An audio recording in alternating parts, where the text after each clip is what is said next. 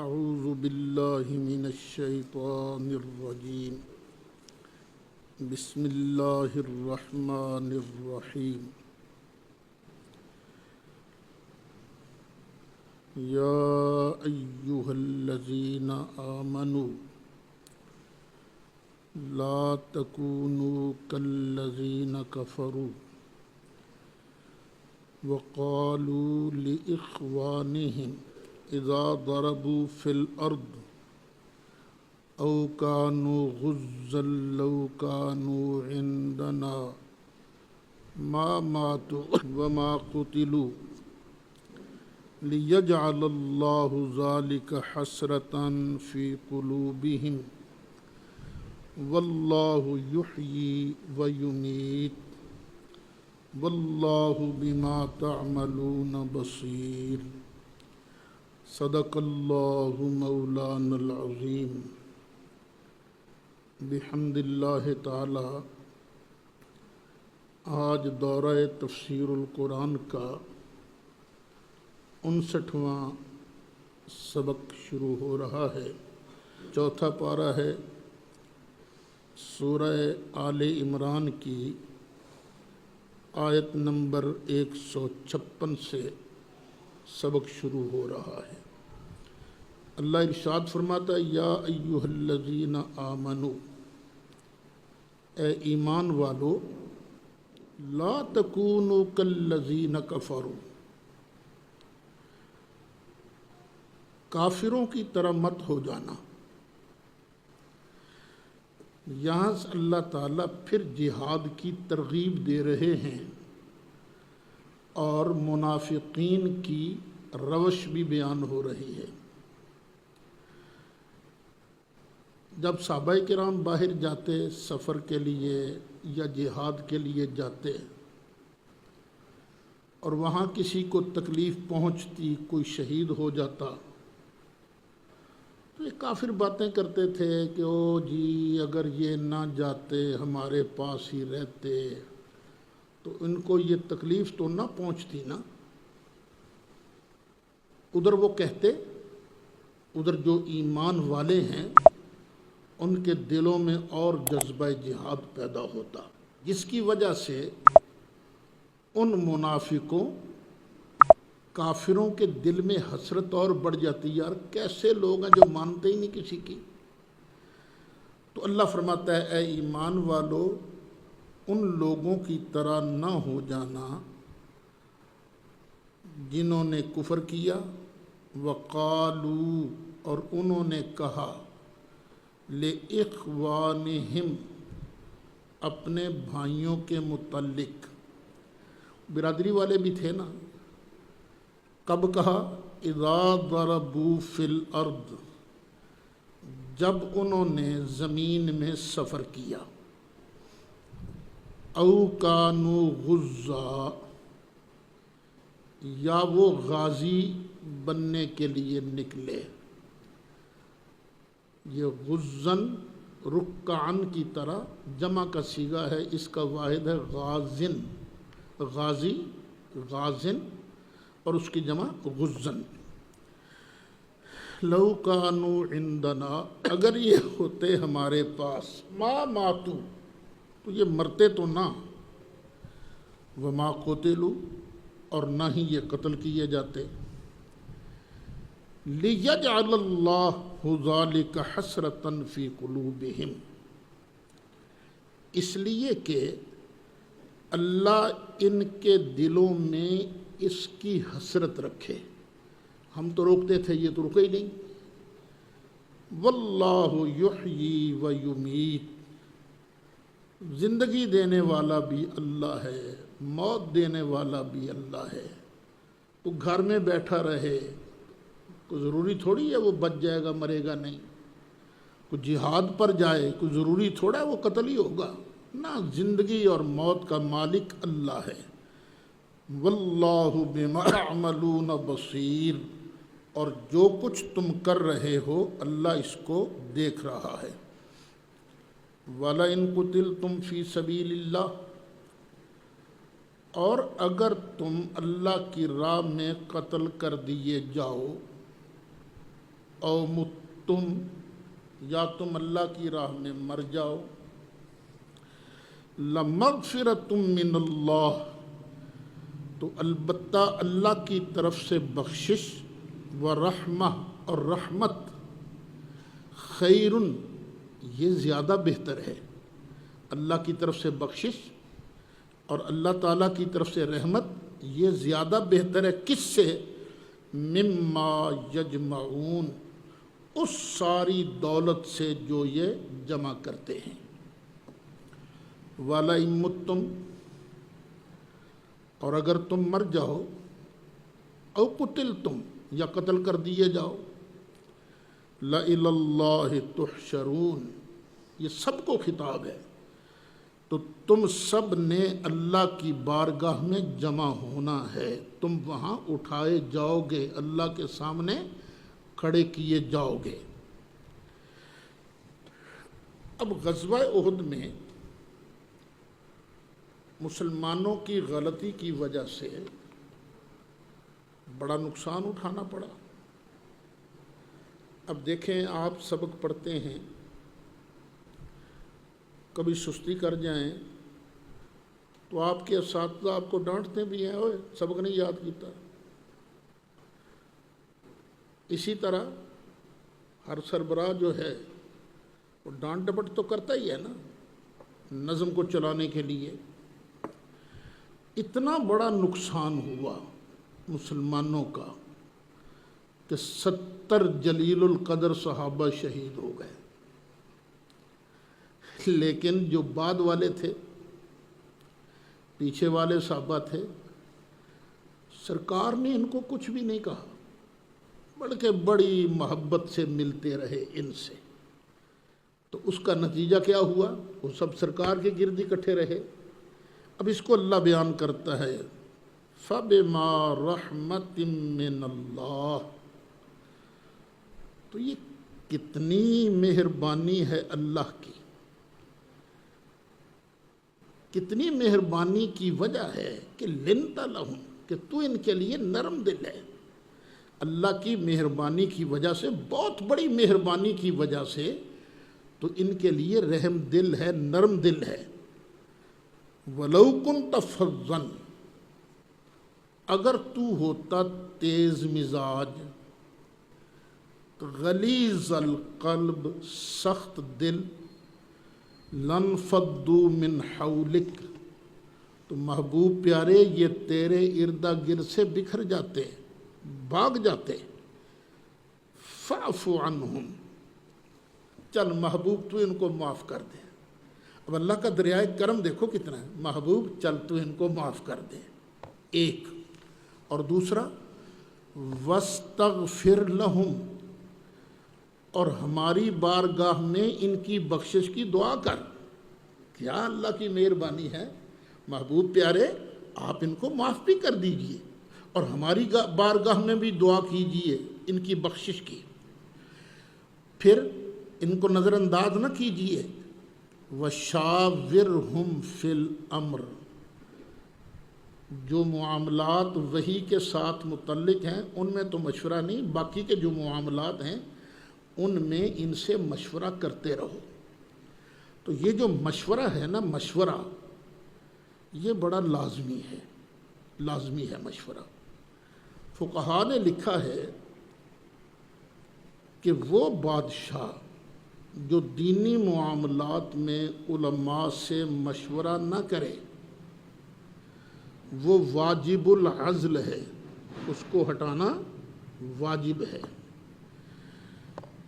فوج کے معاملات ہوں تو اس میں جرنیلوں سے مشورہ ضروری ہے، جرنیلوں سے۔ صحت کے معاملات ہوں تو صحت کے متعلقہ جو افراد ہیں، ڈاکٹر، حکیم، ان سے مشورہ ضروری ہے۔ یعنی ہر شعبہ میں قابل افراد جو ہیں ان سے مشورہ کرو۔ محبوب اللہ آرڈر سرکار کو دے رہا ہے، لیکن اصل میں یہ حکم کس کے لیے ہے؟ پوری امت کے لیے۔ اچھا، مشورے کا ماننا سربراہ پر ضروری کوئی نہیں کہ ضروری مشورہ مانے گا، مشورہ کرے۔ فَإِذَا عَزَمْتَ، پھر جب تو پیارے پکا ارادہ کر لے، فتوکل علی اللہ، تو تو اللہ پر توکل کر، اللہ پر بھروسہ کر۔ ان اللہ یحب المتوکلین، بے شک اللہ تعالیٰ توکل کرنے والوں کو پسند فرماتا ہے۔ اب اس آیت پر نہ پھر غور کرنا، اللہ فرماتا ہے شاورہم فی الامر، محبوب ان سے امر میں، معاملات میں مشورہ کر۔ اور ایک جگہ فرمایا وَأَمْرُهُمْ شُورَى بَيْنَهُمْ، ان کے معاملات آپس میں مشورہ سے چلتے ہیں۔ اب نبی مکرم شفیع معظم صلی اللہ علیہ وسلم کے وصال کے بعد اب تقرر ہونا تھا سرکار کے نائب کا، خلیفہ کا۔ اب تقرر کے دو ہی طریقے ہو سکتے تھے نا، کہ یا تو نبی کریم علیہ السلام ارشاد فرما دیتے اے لوگو، اللہ نے فلاں کو میرا نائب بنا دیا ہے، جس طرح شیعہ کہتے ہیں کہ سرکار اعلان کرتے کہ اللہ نے علی کو میرا نائب بنا دیا ہے، یا تو یہ ہوتا، یا دوسرا طریقہ کیا ہے، اب کس کس کے لیے اللہ کی طرف سے اعلان آتا، کیونکہ نبوت کا سلسلہ تو سرکار پر بند ہو گیا، وہی تو آنی نہیں تھی۔ اب دوسرا طریقہ کیا ہے کہ آپس میں مشورہ سے خلیفے کا تقرر کرو۔ تو آپس میں مشورہ کے ساتھ حضرت ابو بکر صدیق کا بطور خلیفہ تقرر ہوا۔ یہ مسئلہ ذہن میں رکھنا، شیعہ آپ کو بڑا پھنسانے کی کوشش کرے گا، قرآن میں سے ثابت کرو جی اللہ رسول نے ابو بکر کو صدیق کو خلیفہ بنایا ہے۔ ہم دعویٰ ہی نہیں کرتے، ہمارا دعویٰ کیا ہے کہ جانشین خلیفہ بنتا ہے مشورہ سے۔ ہاں، شیعہ حضرات کا جو دعویٰ ہے کہ نبی کریم علیہ السلام نے اللہ کی طرف سے اعلان کیا کہ نبی کے بعد خلیفہ ہوگا علی، ہم مطالبہ کرنے کا حق رکھتے ہیں، یا تو قرآن مجید سے دکھایا جائے کہ اللہ تعالیٰ نے ارشاد فرمایا ہو ان علیٰ خلیفۃ رسولی بعدہ بلا فصل، یا قرآن سے دکھایا جائے، یا نبی کریم علیہ السلام کی زبان سے دکھایا جائے، اور ہو قطعی الثبوت، خبر واحد نہ ہو، قطعی الثبوت ہو کہ نبی کریم علیہ السلام ارشاد فرما رہے ہوں کہ اللہ تعالیٰ نے علی کو میرا جانشین بنا دیا ہے۔ وہ اگر یہ ثابت کر دیں تو ٹھیک ہے، ان کا مسئلہ حل، ہم بھی ان کے پیچھے چلیں گے۔ لیکن اگر وہ یہ نہیں دکھا سکتے، نہ قرآن سے نہ قطعی الثبوت حدیث سے، تو پھر بھئی وَأَمْرُهُمْ شُورَى بَيْنَهُمْ، جس پر شورا متفق ہوگی خلیفہ وہی ہوگا۔ اور پھر دیکھیے حضرت علی مرتضیٰ کرم اللہ تعالی وجہ الکریم کی بیعت نہیں کی تھی نا حضرت امیر معاویہ رضی اللہ عنہ نے، تو حضرت علی نے ان کو خط لکھا تھا کہ میری بیعت انہی لوگوں نے کی ہے جنہوں نے ابو بکر اور عمر کی بیعت کی تھی، میری بیعت انہوں نے کی ہے۔ کیا مطلب تھا؟ اگر ان کی خلافت درست ہے تو میری خلافت بھی درست ہے، کیونکہ بیعت کرنے والے تو وہی ہیں نا۔ اور یہ شورا کا حق ہے کس کو؟ انما الشوری للمہاجرین والانصار، یہ شورا کا حق کسے ہے؟ مہاجرین کو اور انصار کو۔ فَإِنِ اجْتَمَعُوا عَلَى رَجُلٍ، اگر یہ مہاجرین و انصار کسی بندے پر متفق ہو جائیں، وَسَمَّوْهُ إِمَامًا، اور اس کو اپنا امام بنا لیویں، کان ذالک للہ رضن، تو اللہ بھی اس پر راضی ہوتا ہے. تو امرہم شورا بینہم، اللہ فرماتا ہے محبوب ان سے مشورہ کرتا رہے. پھر آگے فرمایا ان ینصرکم اللہ فلا غالب لکم، اگر اللہ تمہاری مدد فرمائے گا نا پھر کوئی تم سے جیت نہیں سکتا. وَإِن يَخْذُلْكُمْ، اور اگر اللہ تمہیں رسوا کرے، چھوڑ دے، فَمَنْ ذَا الَّذِي يَنْصُرُكُمْ مِنْ بَعْدِهِ، تو کون ہے جو پھر تمہاری مدد کرے گا اس کے بعد. وَعَلَى اللَّهِ فَلْيَتَوَكَّلِ الْمُؤْمِنُونَ، اور اللہ ہی پر ہے، اللہ پر ہی مومنوں کو توکل کرنا چاہیے. مومنوں کو کیا چاہیے؟ اپنے اللہ پر بھروسہ رکھیں، محنت کریں، محنت میں سستی نہ کریں، محنت پوری کریں، تدبیر کریں، لیکن رزلٹ اللہ تعالیٰ کے سپرد کریں. آگے ایک اور بہت اہم مسئلہ شروع ہو رہا ہے. بدر میں جو مال غنیمت جمع ہوا تھا وہ جب تقسیم ہونے لگا، سارا مال مدینہ شریف آ گیا تھا نا، تو جب تقسیم ہونے لگا ایک چادر غائب تھی. وہ چادر کدھر گئی بھائی؟ کچھ منافقوں نے کہا ہاں کہ نبی کریم علیہ السلام نے اپنے لیے رکھ لی ہوگی. ایک بات یہ ذہن میں رکھنا. دوسری بات یہ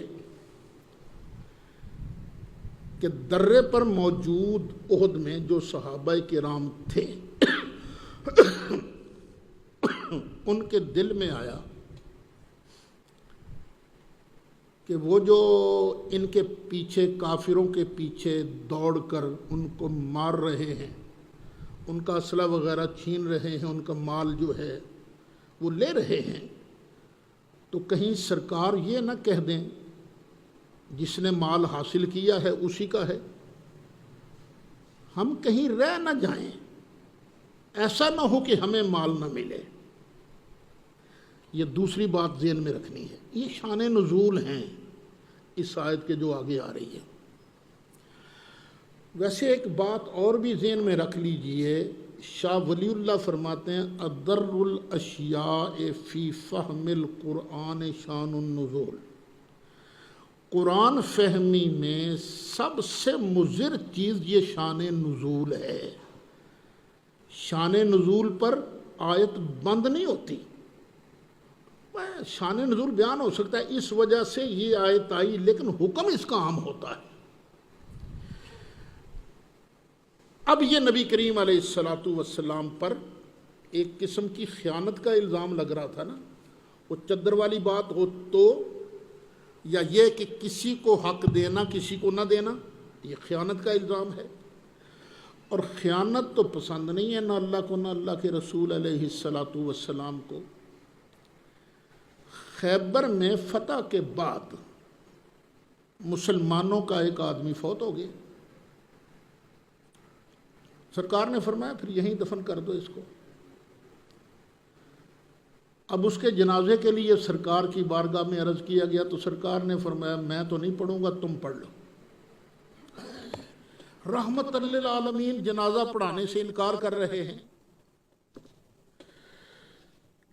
پوچھا کہ کیوں، آپ کیوں اس کا جنازہ نہیں پڑھنا چاہتے؟ فرمایا اس نے خیانت کی ہے، خیانت کی ہے. اور جب سامان کی تلاشی لی گئی تو اس سامان میں ایک چادر ملی جس کی قیمت ہوگی صرف 2 درہم.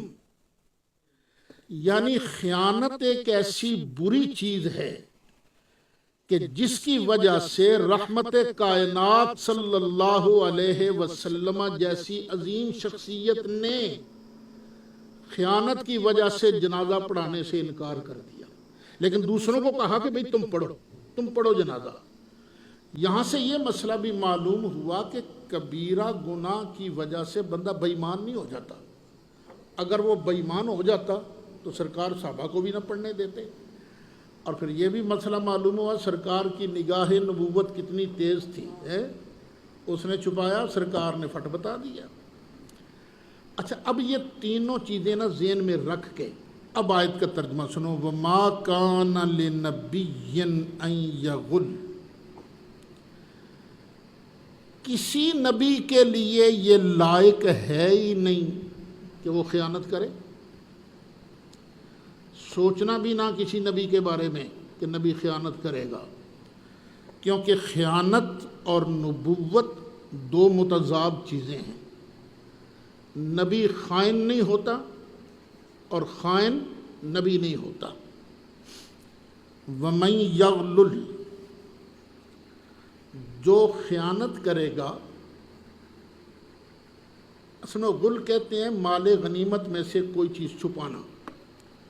اور جو بندہ کوئی چیز چھپائے گا یأت بما غلہ، آئے گا اس چیز کے ساتھ جس کو اس نے چھپایا تھا. یوم القیامہ، قیامت کے دن. قیامت کے دن جو چیز، جس چیز کی خیانت کی گئی تھی وہ اٹھا کر سب لوگوں کے سامنے آئے گا. اس وقت سب کے سامنے رسوائی ہوگی. یار یہ کتنا بڑا صوفی بنا پھرتا تھا لیکن کتنا خائن ہے. تو خیانت جو ہے بہت بڑا جرم ہے. دیکھو اللہ تعالیٰ تمہیں مساجد کا انتظام بھی دے گا، مدارس کا اہتمام بھی اللہ تعالیٰ تمہارے سپرد کرے گا. یہ جو چندے کا مال آتا ہے نا، کبھی ایک پیسے کی ہیرا پھیری نہ کرنا. یہ خیانت ہے، خیانت نہ. جو رزق تمہارے لیے اللہ نے لکھ دیا ہے وہ تمہیں مل کر رہے گا، جو تمہارے لیے نہیں وہ تمہیں نہیں مل سکتا.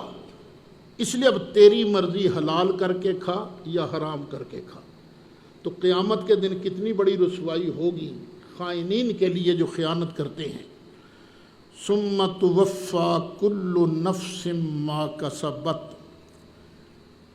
پھر پورا پورا بدلہ دیا جائے گا ہر جان کو جو اس نے کمایا.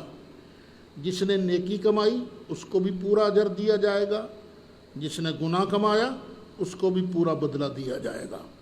وَهُمْ لَا يُظْلَمُونَ، اور ان پر ظلم نہیں کیا جائے گا.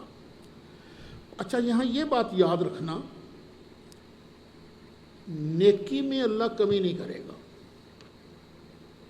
اپنے فضل سے اور بھی دے گا.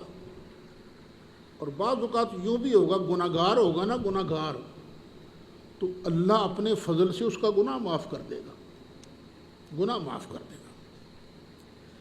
اس لیے اللہ کو ہر وقت یاد رکھو. غلطی ہو جائے فٹ توبہ کرو. اچھا، اس مسئلے کو آپ نے سمجھ لیا نا کہ مال غنیمت میں یا ویسے خیانت کسی نبی کی شان کے لائق ہی نہیں. اس بات کو ذہن میں رکھ کر اب میری اگلی بات سنو. یہ جو فدق کا شور مچا رکھا ہے لوگوں نے، اس کی وجہ صرف ایک ہے کہ یہودیوں نے سازش کر کے یہ فدق والی کہانی خود گھڑی ہے، اور ہمارے راویوں نے پتہ نہیں کس طرح اس کو بخاری اور مسلم کے اندر جگہ دے دی. بخاری کا مرتبہ مسلم کا مرتبہ کتاب اللہ جیسا نہیں ہے. یہ دیکھو نا، یہ دو گتوں کے درمیان یہ جو قرآن ہے اس کا ایک ایک حرف صحیح ہے، قطعی ہے. لیکن بخاری اور مسلم کے بارے یہ نہیں کہا جا سکتا. کئی حدیثیں کمزور ہیں، ان میں سے ایک یہ بھی ہے. فدق والی کہانی جو گھڑی گئی ہے نا، سب جھوٹ ہے. کیوں؟ اس لیے کہ اگر یہ تسلیم کیا جائے کہ سیدہ زہرا نے فدق مانگا تھا اور کہا تھا ابا جی کا مال ہے، میں وارث ہوں، مجھے دو، پھر ایک اور بات بھی تو ماننی پڑے گی نا. وہ کیا کہ نبی نے یہ جو مال ہے نا اپنے لیے الگ کر لیا تھا. ما کان لنبی ان یغل، نبی خیانت کر سکتا ہے؟ نہیں۔ اور پھر آگے سے کہا جی ابو بکر صدیق نے حدیث بیان کر دی کہ ہم نبیوں کے گروہ کا وارث ہی کوئی نہیں بنتا، یعنی وراثت تبھی چلتی ہے نا جب مالک ہو، تو پھر ابو بکر سے بھی منوا لیا کہ جی سرکار مالک تھے اس فدق کے، اس باغ کے مالک تھے۔ وہ کیا سرکار نے خود خریدا تھا؟ یہ تو مسلمانوں کی پراپرٹی تھی، مال فیض تھا، بیت المال میں تھا یہ مال، سرکار اس میں تصرف کرتے تھے، اپنے گھروں کے خرچے بھی چلاتے تھے، مہاجرین کو بھی دیتے تھے، انصار کو بھی دیتے تھے، مجاہدین کو بھی دیتے تھے، مسافروں کو بھی دیتے تھے۔ سرکار جو تصرف فرماتے تھے وہ حاکمانہ تھا، حاکمانہ تصرف۔ پبلک پراپرٹی ذاتی پراپرٹی نہیں ہوتی۔ اب دیکھیے مسجد ہے، یہ چندہ لوگ دیتے ہیں، میں اس کا متولی ہوں، منتظم ہوں، تو اگر میں مسجد کے چندے سے کسی کی تنخواہ مقرر بھی ہوتی ہے، مقرر شدہ تنخواہ کے علاوہ تھوڑے سے پیسے جیب میں ڈال لوں تو پھر خیانت ہوگی کہ نہیں ہوگی؟ خیانت ہوگی نا۔ میں پبلک پراپرٹی تو میں ذاتی تصرف تو نہیں کر سکتا، ہاں مسجد کے معاملات کے لیے، مدرسے کے معاملات ہیں ان کے لیے میں خرچ کر سکتا ہوں، یہ میری ثواب دید ہے، ادھر خرچ کرنا ہے، ادھر خرچ کرنا ہے، ادھر خرچ کرنا ہے، لیکن ذاتی ملکیت نہیں بنا سکتا۔ تو نبی کریم علیہ الصلوۃ والسلام کس طرح اس مال فے کو اپنی ذاتی ملکیت بنا سکتے تھے؟ یہ بھی میری ایک دلیل ہے کہ فدق والی ساری کہانی جھوٹی گڑی گئی ہے، نہ سیدہ فاطمہ زہرا نے فدق مانگا اور نہ ہی آگے سے انکار کیا گیا ہے۔ کیوں؟ یہ قرآن کی اس آیت کے خلاف ہے۔ باقی دلائل پھر کبھی وقت ہوا تو۔ افمن اتبع رضوان اللہ، تو کیا وہ بندہ جس نے اتباع کی اللہ کی مرضی کی، کا من اس بندے کی طرح ہو سکتا ہے؟ باء بسخط من اللہ، جو واپس پلٹا اللہ کی ناراضگی لے کر، جو اللہ کی ناراضگی کا حقدار بنا، کیا وہ بندہ جو اللہ کی رضا کے پیچھے چلتا ہے وہ برابر ہو سکتے ہیں؟ وَمَأْوَاهُ جہنم، اور اس کا ٹھکانہ جہنم ہے، کس کا؟ جو اللہ کی ناراضگی لے کر واپس آیا۔ وَبِئْسَ الْمَصِيرُ، اور کیا ہی بری جگہ ہے۔ ہم درجات عند اللہ، وہ درجات، یہ خبر بنتی ہے لیکن درجات کا حمل کیا ہم پر درست ہے؟ نہیں، اس لیے یہاں ایک محذوف ماننا پڑے گا، وہم ذو درجات، یہ درجوں والے ہیں عند اللہ، اللہ کی بارگاہ میں۔ واللہ بصیر بما یعملون، اور اللہ تعالیٰ ان کے کاموں کو دیکھ رہا ہے۔ لقد من اللہ علی المؤمنین، بے شک اللہ نے مومنوں پر بہت بڑا احسان فرمایا ہے۔ اذ بعث فیہم رسولا، کب احسان کیا؟ جب بنایا انہی میں سے ایک کو رسول، انہی میں ایک رسول بھیجا، بنایا بھیجا، اور وہ اوپرا نہیں ہے، من انفسہم، انہی میں سے۔ وہ کرتا کیا ہے؟ یتلو علیہم آیاتہ، ان پر اللہ کی آیتوں کی تلاوت کرتا ہے، وَيُزَكِّيهِمْ، اور ان کو پاک بھی کرتا ہے، پاک بھی کرتا ہے، وَيُعَلِّمُهُمُ الْكِتَابَ وَالْحِكْمَةَ، اور انہیں تعلیم دیتا ہے کتاب کی بھی اور حکمت کی بھی تعلیم دیتا ہے۔ وَإِنْ كَانُوا مِنْ قَبْلُ، اگرچہ اس سے پہلے یہ تھے، لفی ضلال مبین، کھلی گمراہی میں۔ قرآن کے لفظوں پر پھر غور کرو، سرکار کے آنے سے پہلے یہ کھلی گمراہی میں تھے، اور سرکار کے بعد بھی اگر کھلی گمراہی میں ہوں تو فرق کیا پڑا؟ کیا فرق پڑا؟ یا کہتے ہیں نا ابو بکر بھی گمراہ، عمر بھی گمراہ، عثمان بھی گمراہ. ایسے خبیث ہیں یہ الو کے پٹھے. ابھی میں فیس بک میں ایک کلپ سن رہا تھا کہ امام زمانہ امام مہدی، ان کے ہاتھ پر لوگ بیعت کریں گے کعبہ شریف میں. جب بیعت ہو جائے گی نا تو امام زمانہ حکم دیں گے خادم حرمین بلایا جائے. خادم حرمین، تو جو خادم حرمین ہوگا اس وقت کا، اس کو بلایا جائے گا. امام زمانہ اس کو قتل کریں گے. پھر جب 10,000 بندے امام زمانہ کے ہاتھ پر بیعت کر لیں گے تو امام زمانہ یہ پھر مدینہ شریف آئے گا اور نبی کریم علیہ السلام کے روضہ انور کے پاس کھڑے ہو کر کہے گا یہ دائیں بائیں کون ہے بھائی؟ یہ قبریں کس کی ہیں؟ اکھیڑو ان قبروں کو. ان قبروں کو اکھیڑا جائے گا. وہاں ابو بکر کی اور عمر کی لاشوں کو نکالا جائے گا اور ایک درخت ہوگا سوکھا، ان لاشوں کو اس درخت کے ساتھ لٹکایا جائے گا. جو ہی لٹکایا جائے گا درخت ہرا بھرا ہو جائے گا. پھر پاس ہی ایک قبرستان ہے یہودیوں کا. یہ خبیث بکواس کر رہا تھا جنت البقیع شریف کے بارے میں. وہاں ایک یہودی دفن ہوگا. امام زمانہ کہے گا اس کی قبر بھی اکھاڑو. اس کی قبر یعنی حضرت عثمان کی، حضرت عثمان کی قبر کو اکھاڑا جائے گا. ان کی لاش بھی نکالی جائے گی اور لاش جو ہے ایک اور سوکھا درخت ہوگا اس کے ساتھ لٹکائی جائے گی تو درخت ہرا بھرا ہو جائے گا. بس اتنا ہی تھا کلپ جو ہے. آگے پیچھے پتہ نہیں کیا ہے کیا نہیں. ارے حرام خورو، یہ کس کتاب کے اندر لکھا ہے؟ اپنی طرف سے گھڑ گھڑ کر لوگوں کو سناتے ہو اور سننے والے بھی آگے واہ واہ واہ واہ داد دیتے ہیں. جتنا زیادہ جھوٹ بولتا ہے ذاکر اتنی زیادہ داد ملتی ہے. پھر اتنا نہیں سوچا میں کیا رہا ہوں.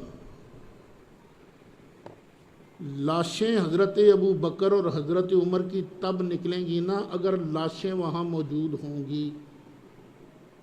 جسم اگر محفوظ ہوگا تبھی نکلیں گی نا. یہ نہیں سوچا تم کیا رہے ہو، یہ تو ان کی عظمت بیان کر رہے ہو.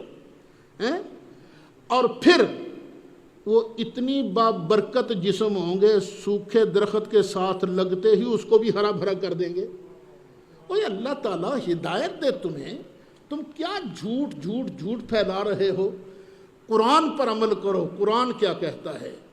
یہ مصطفیٰ پیارا یہ ان لوگوں میں سے آیا جو اس سے پہلے گمراہ تھے. پھر اس نے آن کے کیا کیا؟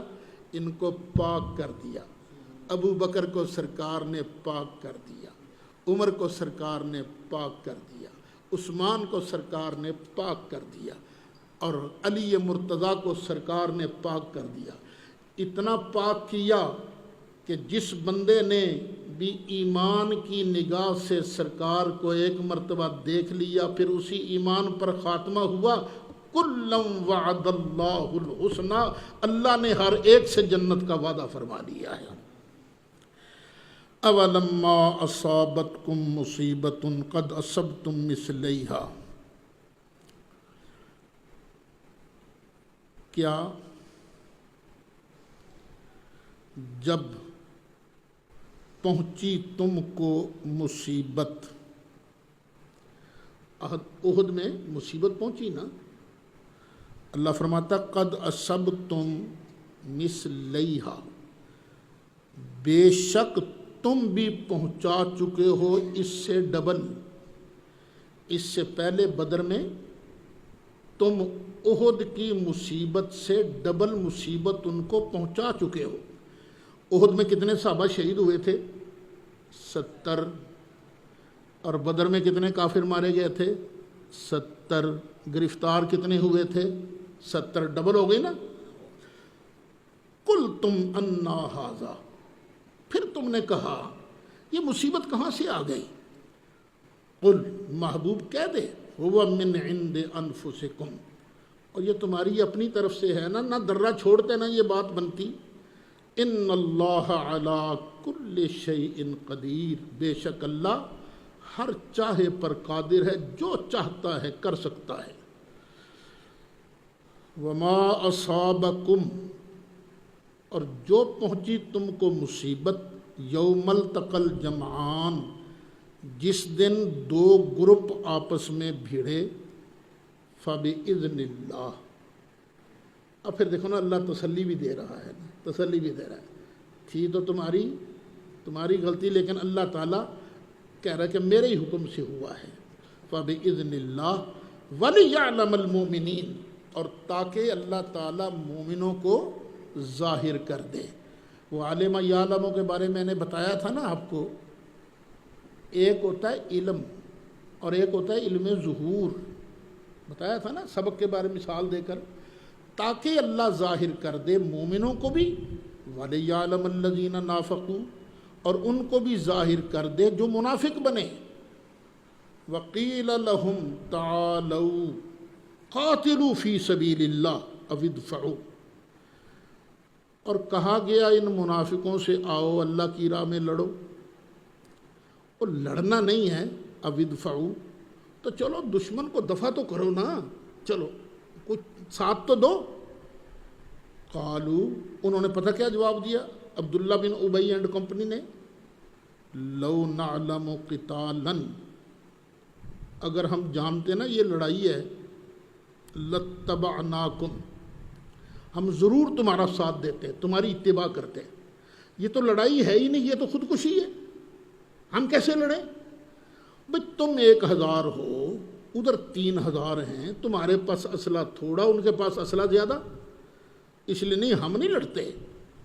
اللہ فرماتا ہے ہم للکفر یومئذ اقرب منہم للایمان، وہ اس دن ایمان کی بجائے کفر کے زیادہ قریب تھے۔ وہم للکفر، وہ کفر کے لیے، یومئذ، اس دن، اقرب منہم، ان سے زیادہ قریب تھے، للایمان، ایمان کے۔ یقولون بافواہہم ما لیس فی قلوبہم، یہ کہتے ہیں اپنے منہوں سے وہ بات جو ان کے دل میں نہیں ہے۔ وہ منہ سے کہتے ہیں جی اسی تو تواڈے نال ہی ہے نا جی، اسی نہیں، لیکن دل میں نہیں ہے ان کے۔ واللہ اعلم بما یکتمون، اور اللہ تعالیٰ خوب جانتا ہے جو وہ چھپا رہے ہیں۔ الذین قالوا، وہ لوگ جنہوں نے کہا، لإخوانہم، اپنے بھائیوں کے متعلق، وقعدوا، اور خود بیٹھے رہے، جو بھائی جہاد میں چلے گئے ان کے بارے کہا اور خود وہ بیٹھے رہے۔ کیا کہا؟ لو اطاعونا ما قتلوا، اگر یہ جانے والے ہماری بات مان لیتے تو قتل نہ کیے جاتے۔ اللہ فرماتا قل، محبوب کہہ دے، فادرؤوا عن انفسکم الموت، چلو دور کرو اپنی جانوں سے موت کو، ان کنتم صادقین، اگر تم سچے ہو، اور گھر میں بیٹھ جاؤ اور موت کو اپنے آپ سے دور کر کے دکھاؤ۔ موت نے تو آنا ہی آنا ہے، گھر میں آئے تو، میدان جہاد میں آئے تو۔ اس لیے مسلمانوں، تمہیں موت سے نہیں ڈرنا ہے، موت جو ہے خود تمہاری زندگی کی حفاظت کرتی ہے۔ جب تک موت آ نہیں جاتی اتنی دیر تک وہ بندہ مرتا نہیں ہے۔ یا اللہ، یہ جو لوگ شہید ہو گئے، اب ان کا کیا اجر ہے؟ ان کو بھی کچھ ملے گا؟ فرمایا وَلَا تَحْسَبَنَّ الَّذِينَ قُتِلُوا فِي سَبِيلِ اللَّهِ أَمْوَاتًا، اور ہرگز گمان نہ کرنا ان لوگوں کے بارے میں جو قتل کیے گئے اللہ کی راہ میں۔ کیا گمان نہیں کرنا؟ اموات، مردہ گمان نہیں کرنا۔ بل احیاء، بلکہ یہ زندہ ہیں، عند ربہم، اپنے رب کے پیارے ہیں۔ عندہ کا معنی یہاں کیا ہے؟ پیارے ہیں۔ یرزقون، انہیں رزق بھی دیا جاتا ہے۔ آیت کو ذرا پھر پڑھو۔ ان لوگوں کو جو اللہ کی راہ میں قتل کیے گئے مردہ گمان بھی نہ کرو. یہی ترجمہ ہے نا. قتل کون سی چیز ہوتی ہے؟ روح یا جسم؟ جسم قتل ہوتا ہے نا. اللہ انہی کے بارے کہہ رہا ہے نا. جو قتل ہوا ہے نا جسم، اس کو مردہ نہیں کہنا. بل احیاء، بلکہ یہ زندہ ہیں. شہیدوں کے جسم کیا ہیں؟ زندہ ہیں. جب شہیدوں کے جسم زندہ ہیں تو نبیوں کے اجساد تو ان سے اعلیٰ زندہ ہیں نا. بس ایک فرق یاد رکھنا، ادھر جان نکلی فٹ، وہ بندہ اگلے جان میں پہنچ گیا. اگلا جہان کون سا ہے؟ عالم برزخ. اور زندہ وہاں پر یہی جسم ہے، دنیا والا. دنیا والا جسم زندہ، لیکن یہ زندگی ہے کیسی، یہ ہمیں اس کی کیفیت کا علم نہیں ہے. اللہ نے کہا زندہ، ہم نے کہا زندہ. رسول نے کہا زندہ، ہم نے کہا زندہ. اور پھر اللہ تعالیٰ ان پر ایک اور بھی کرم کرتا ہے کہ ان کی روحوں کے لیے نا اللہ جہاز بناتا ہے، ہیلی کاپٹر. سبز رنگ کے پرندے ان کے پیٹوں میں بیٹھ جاتے ہیں. یہ جنت میں جہاں چاہتے ہیں سیر کرتے پھرتے ہیں. عرش کی قندیلوں کے ساتھ جا کے لٹک جاتے ہیں. اللہ ان کو کھانے پینے کو دیتا ہے، جو چیز چاہے وہ کھاتے ہیں پیتے ہیں. فرحین بما آتاہم اللہ من فضلہ، یہ بڑے خوش ہیں اس چیز پر جو اللہ نے انہیں اپنے فضل سے عطا کی ہے. وہ جنتی موجیں جو اللہ نے عطا کی ہیں نا، بڑے خوش ہیں اس پر. یستبشرون، خوشیاں مناتے ہیں، جشن مناتے ہیں. بالذین لم یلحقوا بہم، ان لوگوں کی جو ابھی ان کے ساتھ نہیں ملے، جو ابھی قبر میں نہیں گئے. من خلفہم، ان کے پیچھے، یعنی اپنے پچھلوں کے بارے میں جو دنیا میں موجود ہیں ان کے بارے بھی بڑیاں خوشیاں مناتے ہیں کہ واہ یہ بھی اللہ کی راہ میں جہاد کریں گے، پھر یہاں قبروں میں آئیں گے تو ان کو بھی یہ انعامات ملیں گے. اللہ خوف علیہم ولا هم یحزنون، کہ ان پر نہ کوئی ڈر ہے نہ یہ غمگین ہیں. یستبشرون بنعمت من اللہ وفضل، یہ جشن مناتے ہیں اللہ کی طرف سے نعمت اور اللہ کی طرف سے فضل ملنے پر. اللہ کی طرف سے نعمت ملے تو جشن منانا، یہ کس کا طریقہ ہے؟ شہداء کا. شہادت بھی انعام ہے، لیکن یہ انعام کس کے صدقے میں ہے؟ سرکار کے صدقے میں. تو سب سے بڑی نعمت مومن کے لیے کون سی چیز ہے؟ سرکار کا وجود باوجود.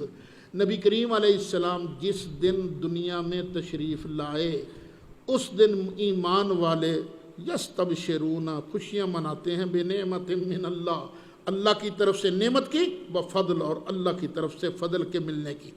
وَأَنَّ اللَّهَ لَا يُضِيعُ أَجْرَ الْمُؤْمِنِينَ، اور بے شک اللہ تعالیٰ مومنوں کے اجر کو ضائع نہیں کرتا.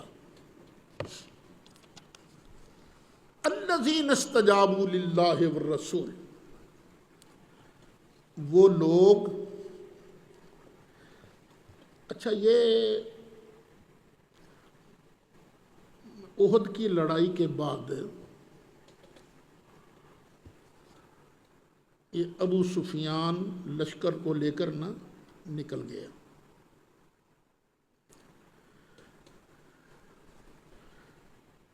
تھوڑی دور جا کر اس کو خیال آیا کہ اوہو ہم نے تو موقع گنوا دیا.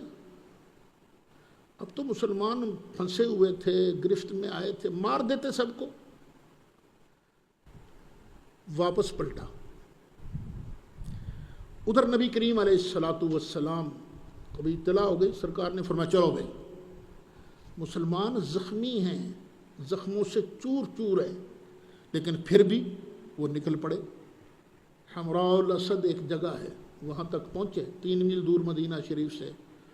تو اللہ نے روب طاری کر دیا، وہ پیچھے بھاگ گیا. اور جاتی دفعہ کہہ گیا اگلے سال سے ہی.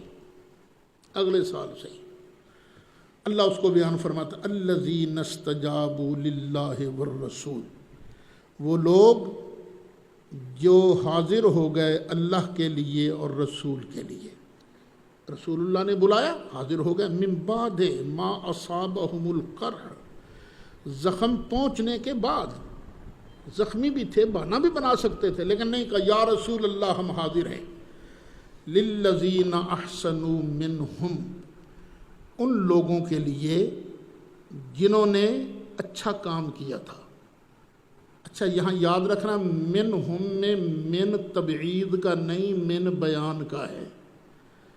جنہوں نے اچھا کام کیا واتقوا، اور پرہیزگاری اختیار کی، ان کے لیے اجر عظیم، اجر عظیم ہے۔ اگر من تبعید کا لیں تو اس کا مطلب ہے کچھ ایسے بھی ہیں جن کو اللہ نے اجر نہیں دینا، محنت پوری کی، رسول اللہ کے بلانے پر حاضر ہوئے نہیں، تو یہ من کیا ہے؟ بیان کا ہے، بیان کے لیے من آتا رہتا ہے۔ ہاں اگلا سال آیا، ابو سفیان نے لشکر تیار کیا، 2000 پیدل، 300 گھوڑ سوار، بڑا اسلحہ وسلہ لے کر، لیکن اللہ نے دل میں رعب طاری کر دیا۔ تو وعدہ تھا نا بدر تک پہنچنے کا، تو بدر تک جائیں گے، بدر میں لڑائی ہوگی دوبارہ۔ اب وہ یرک گیا۔ ایک آدمی مدینہ شریف آ رہا تھا، اس کو کہا اوے تو مسلمانوں نو ڈرا تاکہ اتنے تک آ نہ سکن، ساڑی بلے بلے ہو جائے۔ اس نے کہا فکر نہ کر، مجھے دے گا کیا؟ اس نے کہا 10 اونٹ انعام دوں گا۔ تو اس نے کہا مسلمانوں، ادھر سے مسلمان تیار ہو کے جا رہے ہیں بدر کی طرف، اور رستے میں کہنے گا اوے بہت بڑا لشکر لے کر آ رہا ہے ابو سفیان، اور نہ جاؤ مر جاؤ گے۔ لیکن مسلمانوں نے کیا کہا؟ اللہ اس کا جواب دیتا ہے، الذین قال لهم الناس، وہ نیک لوگ جن کے لیے کہا لوگوں نے، ان الناس قد جمعوا لکم، کہ بے شک لوگ تمہارے لیے اکٹھے ہو گئے ہیں تمہیں مارنے کے لیے، فخشوہم، اور ڈرو ان سے، مت نکلنا ان کے مقابلہ میں، فزادہم ایمانا، اس نے ڈرانے کی کوشش کی تو اللہ تعالیٰ نے ان کے ایمان میں اضافہ کر دیا، ان کا ایمان بڑھا دیا۔ وقالوا حسبنا اللہ ونعم الوکیل، ان ایمان والوں نے کیا کہا؟ حسبنا اللہ ونعم الوکیل، اللہ ہمیں کافی ہے اور کیا ہی اچھا کام بنانے والا ہے۔ اچھا ایک بحث جب تم بخاری وغیرہ پڑھو گے نا، اس میں آئے گی ایمان بڑھتا ہے گھٹتا ہے یا کیا ہوتا ہے؟ امام بخاری وغیرہ کا مذہب یہ ہے ایمان بڑھتا بھی ہے گھٹتا بھی ہے۔ وہ اس طرح کی آیتیں پڑھتے ہیں فزادہم، دیکھو بڑھ گیا ان کا ایمان۔ تو ایمان اس طرح نہیں ہوتا پہلے گیٹھے پھر 2 گٹھا ہو جائے، ایسے نہیں ہوتا۔ یہ نہیں ہوتا کہ 1 میٹر ہے پھر بعد میں رہ کے آدھا میٹر رہ جائے، نہیں۔ ہاں ایمان میں قوت اور ضعف ہوتا ہے، ایمان قوی اور کمزور۔ کمزور ایمان ویسے بسیط چیز ہے، اس کے اجزاء نہیں، بڑھتا گھٹتا نہیں ہے۔ اور یہ جو صحابہ نے جواب دیا حسبنا اللہ ونعم الوکیل، یہ بہت اعلیٰ وظیفہ ہے۔ کام اٹک جائے تو حسبنا اللہ ونعم الوکیل کا وظیفہ کرتے رہنا چاہیے۔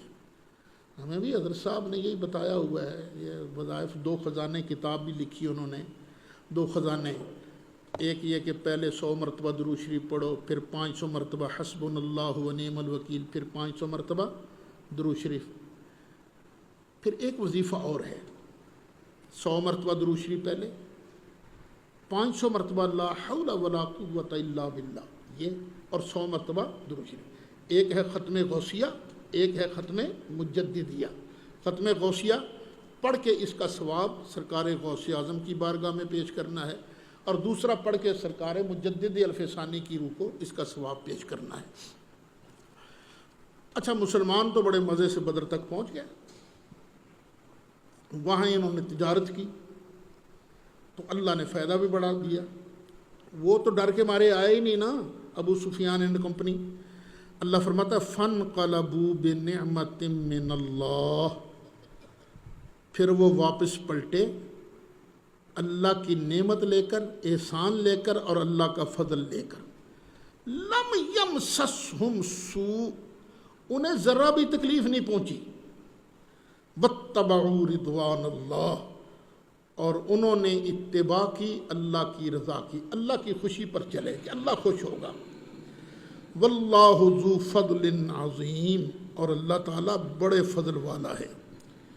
انما ذالکم الشیطان یخوف اولیاءہ، اور یہ تو شیطان ہی ہے، سن لو تم، یہ شیطان ہی ہے جو ڈراتا ہے اپنے دوستوں کو۔ وہ ڈراتا رہتا ہے ادھر نہ جانا، سٹ لگ جائے گی، گوڈا ٹوٹ جائے گا، یہ ہو جائے گا، وہ ہو جائے گا۔ فلا تخافوہم، نہیں ڈرنا ان سے، کافروں سے نہیں ڈرنا۔ تو یا اللہ پھر کس سے ڈرنا؟ وخافونی، اصل میں نی تھا نا، اور ڈرو مجھ سے، ان کنتم مومنین، اگر تم ایمان والے ہو۔ جب احد کی بظاہر شکست ہوئی،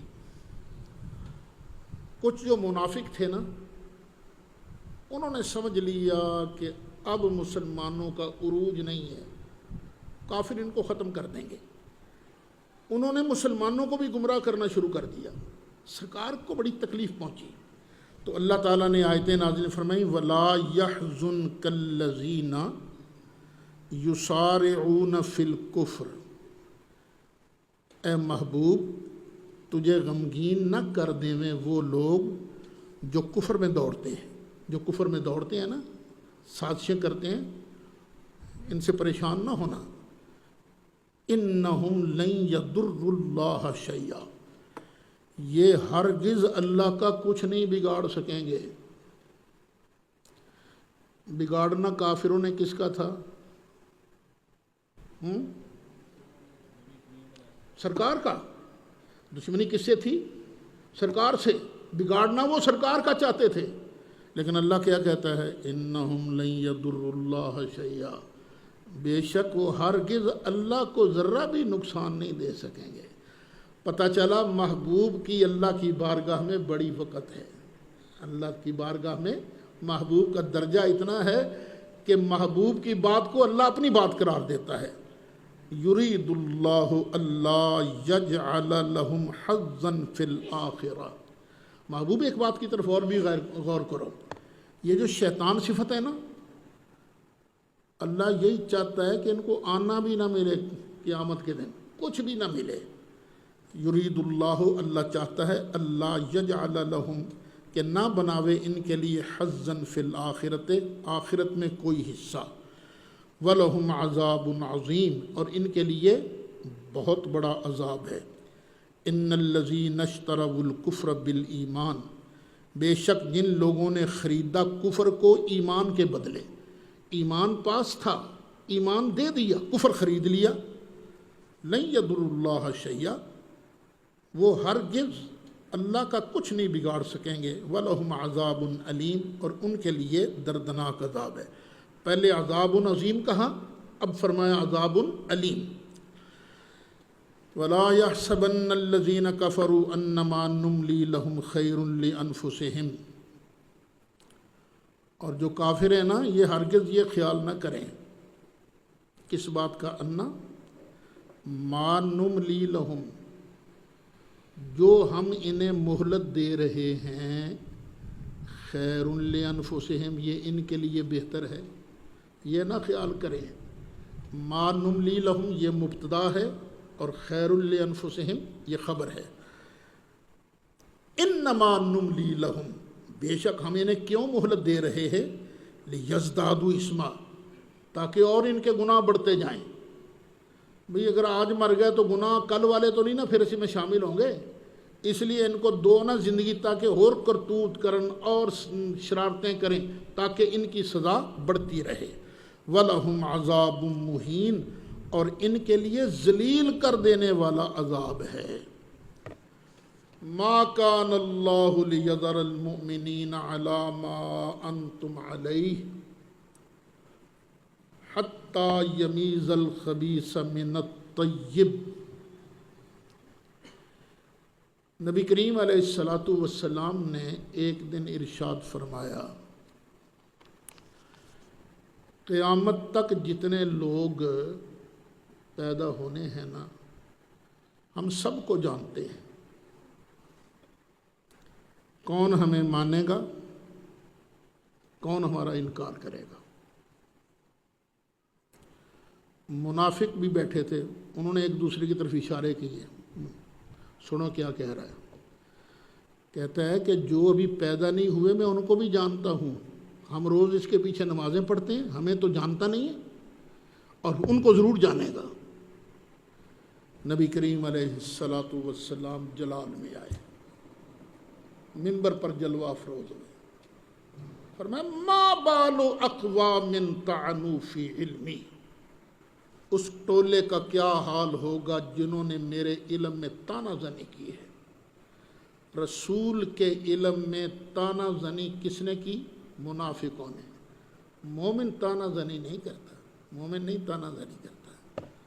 اچھا، یہ جو الفاظ ہیں نا جو ابھی پڑھے ہیں، یہ تفسیر خازن معالم التنزیل وغیرہ میں ہیں۔ پھر آگے سرکار نے فرمایا